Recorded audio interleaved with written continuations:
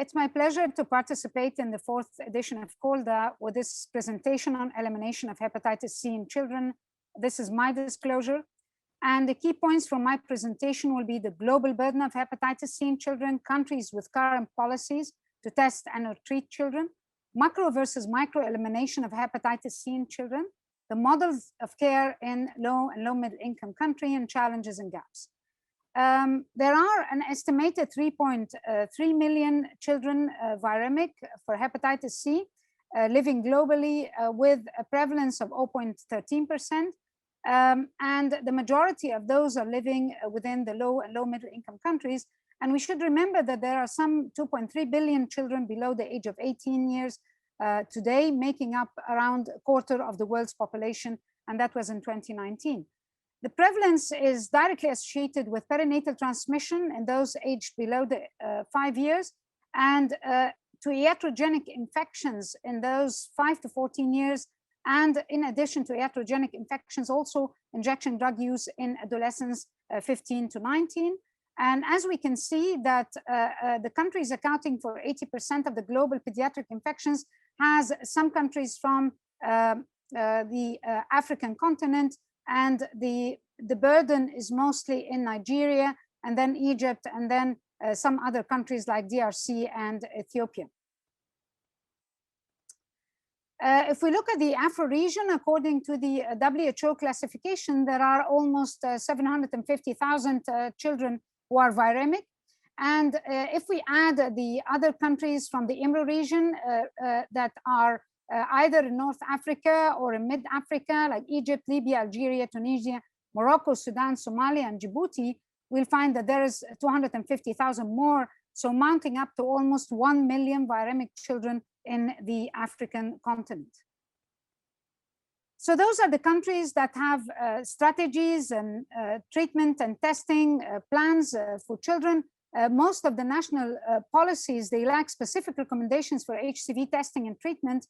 Only 33 countries have specific recommendations for treatment of children and or adolescents, and updated guidance on testing and treatment is required for the younger age groups, even in those who have testing guidelines for children, and efforts are particularly needed in countries with the highest burden of disease.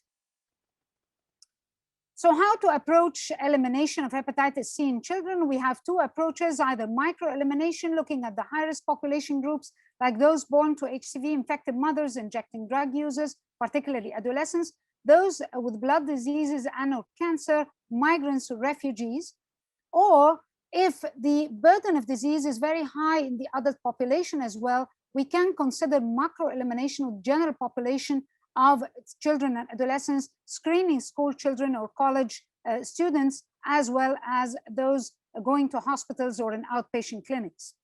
And it should go through the whole cascade of care, from awareness and prevention, awareness campaigns, that should include the healthcare providers and the high-risk groups and families, to testing and diagnosis, and we should have specific screening policies and special projects, to DAA treatment, which should be fully covered by insurance for children, to a national registry and data registry, to surveillance and monitoring and evaluation, as well as follow-up. So this is an example of a macro elimination program in Egypt, and that was happening at the time of the national testing and the mass screening of the adult population. We screened almost 50 million of the adult population within 7 months, in addition to around 9 million students in schools. All of them were above the age of 12 years, and that was before the registration of DAAs for below the age of 12. And there were around 350 teams in different schools. They were trained, and they were trained on the protocol, and they were trained on testing as well. And those are the stakeholders that were engaged in this very special program, and I think a very unique program. The Ministry of Health at the center, of course, with the implementation, with all its resources, in collaboration with the Ministry of Information and Technology for registration. And then we had the Ministry of Education, the Health Insurance Organization, who are implementing the program and treating the children, the National Council for Childhood and Motherhood, the advisory committee from the National Committee for Control of Viral Hepatitis, and the WHO representatives as an external auditor. And there were lots of ethical considerations. We had, of course, the participation was totally voluntary. There was privacy, confidentiality to avoid stigma. So the children were tested in rooms without having their peers or any of the teachers. We had the parental consent, and this consent and the campaign plan was approved by the National Council for Childhood and Motherhood. So how about the civil society? The civil society also played a very important role in the elimination of hepatitis C in children, and can be key in elimination, particularly in the African continent, where the community drives a lot of programs in the African continent.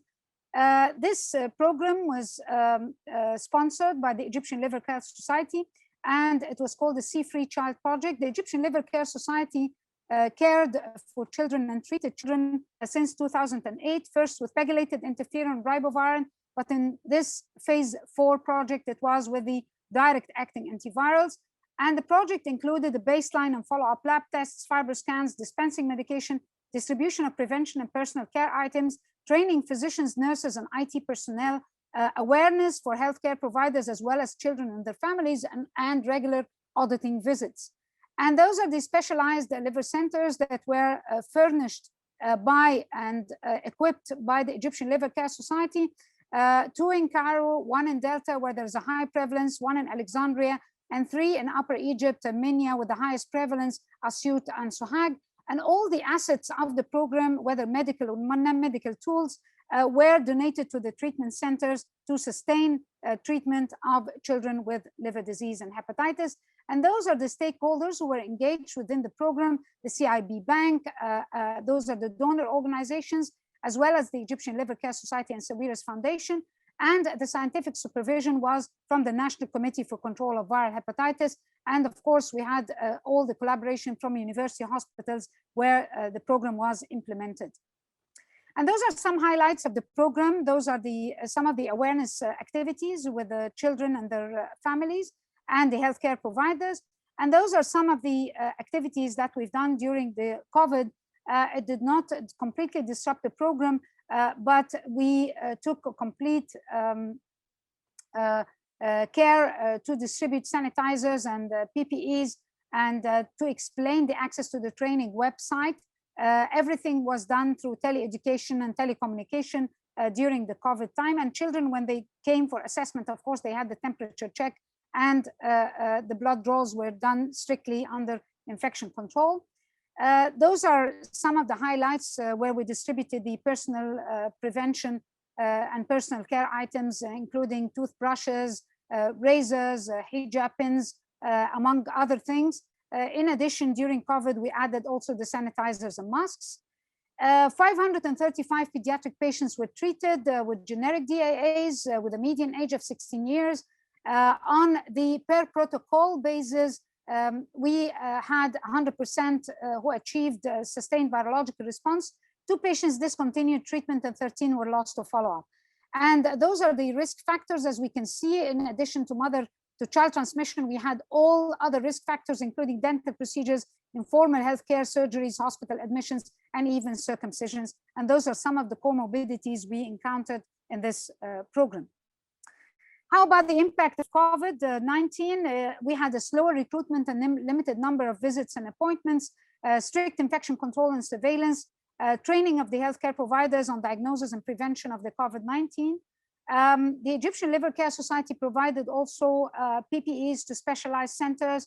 The medication was dispensed for 12 weeks. And then we had telecommunication for follow-up, including the WhatsApp communication, and tele-education awareness activities, including patient and family awareness on the COVID-19. And this is another example for the role of civil society. This is one of the largest programs implemented by civil society in Egypt, including more than 200,000 rural villages. 73 villages were included, with an estimated 17,000 were infected and more than 14,000 were treated. and some of them were adolescents between the ages of 12 and 18 years. How about the drugs approved for children? Those are the approved DAAs for children. Currently, we have soft-riba, soft-ledipasvir, and the GP. And unfortunately, the soft-lead is not pan-genotypic, so it cannot be used in all countries. However, GP is, but it is still not affordable by many countries, particularly the low and low-middle income countries, and it is not licensed also in many countries. So the WHO is currently looking into updating the guidelines for pediatric DAAs and looking at inclusion of soft-daclatasvir, which is the most affordable and most commonly used in the low and low middle income countries, particularly those with the highest burden of disease. And these guidelines will be based on those studies that were done in Egypt. And this particular study I've initiated with the pharmacokinetics of the daclatasvir in adolescents or the weights of 35 kilograms and above. And we, based on this pharmacokinetic study in collaboration with the Global Accelerator for Pediatric Formulations and the WHO, we had developed a modeling study to look at the pharmacokinetics of the daclatasvir in the younger age groups. And we came into the conclusion from this model that the daclatasvir 30 milligrams and sofosbuvir 200 milligrams would be suitable for the weights of 14 kilograms and above. And as we can see here, the 30 milligrams of daclatasvir is within the range. So we are starting a validation study now with 200 milligrams sofosbuvir in my center and 30 milligrams daclatasvir for children 14 kilograms and above. And hopefully this will be included in the updated guidelines of the WHO. So most of the low and low middle income countries can access soft daclatasvir.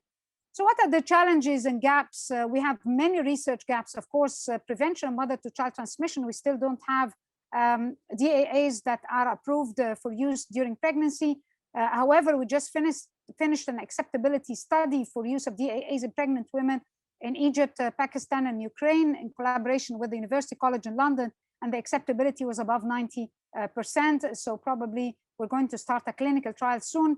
Early treatment of women at the childbearing age is very important and very critical. Point of care diagnostic tests that are suitable for children are very critical.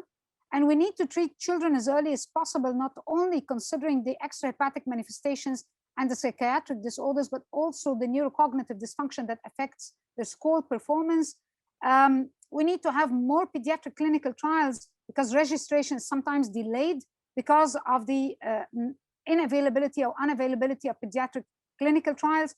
We need to remove the stigma, and this is the role of the civil society, and the World Hepatitis Alliance this year has adopted the hepatitis can't wait for youth, and this is really, really important. The economics of manufacturing the pediatric formulations, we're currently into discussion with one of the companies producing generics into producing special smaller tablet formulations for children. Access of children in the low and low middle income countries to prevent and treat hepatitis in children, engage families, and service delivery programs, particularly for adolescents. And we definitely need to advocate for increasing testing of pregnant women and to advocate for inclusion of children into testing guidelines and subsequent linkage of the mother and infant to care and treatment. So in summary, there are almost 3.5 million children living with hepatitis C globally, mostly having vertically transmitted HCV infection. Almost 1 million of those are living in Africa. Elimination is mandatory in children to achieve the global elimination. We need to include children within the national guidelines and strategies, and countries may either adopt macro or micro elimination according to what's driving the epidemic in their country. And finally, we need to look at this continuous delivery system of awareness, testing, treatment, and follow-up, and a continuous engagement of the stakeholders and advocacy. And we should always remember the media and the role of the civil society. Thank you.